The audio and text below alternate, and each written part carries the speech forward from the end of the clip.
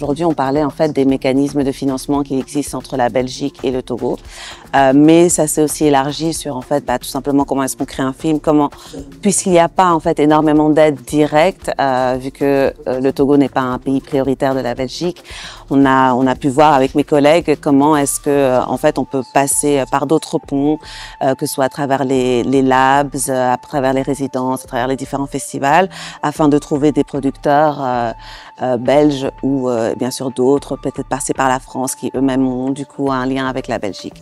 On a accès à des fonds de par notre nationalité. Comment est-ce que maintenant on peut collaborer et créer ces projets ensemble? Sinon, il y a bien sûr des aides régionales. Si la majorité du financement est européen, toujours, le film peut demander l'accès au tax shelter.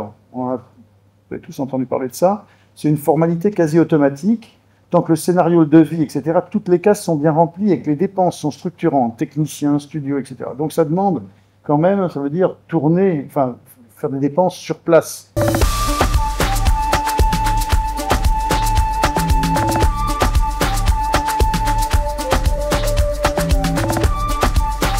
Aujourd'hui, j'ai participé à cette table ronde qui a été très bénéfique. Très heureux d'avoir Alex qui a répondu à une question qui pour moi était restée encore sans réponse. Et donc, je sors très grandi de ces échanges. Les espaces aussi de mise en production avec les projets, des résidences qui sont beaucoup aujourd'hui à tendance, pas forcément sur le continent africain, mais sur le continent européen, mais en Afrique. Il y a des résidences qui prennent 1 mois, 2 mois, 3 mois, et qui sont permis beaucoup plus par les fonds, qui sont souvent en 2 étapes, et les fonds de laboratoire, les fonds aussi pour la production et la post-production. Oui, on peut y aller.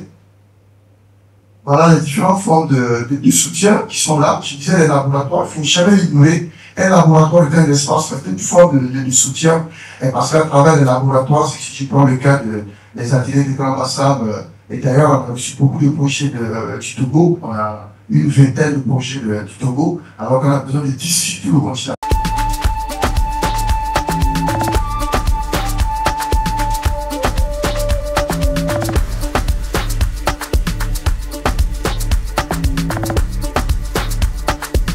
La coproduction, les mécanismes de production, on doit le penser de ce que j'ai retenu, pas seulement au niveau international, mais tout commence par le national, tout commence par ce qu'on peut faire en tant qu'acteur entre nous. Malgré les conditions un peu quand même difficiles de coproduction directe entre la Belgique et le Togo, il faut quand même commencer à travailler. Évidemment, on aura besoin de renforcer notre lien aussi entre Togolais du pays et de la diaspora pour vraiment faire émerger au mieux le cinéma togolais dans le monde entier. Je remercie Togo Créatif d'avoir organisé ces échanges-là.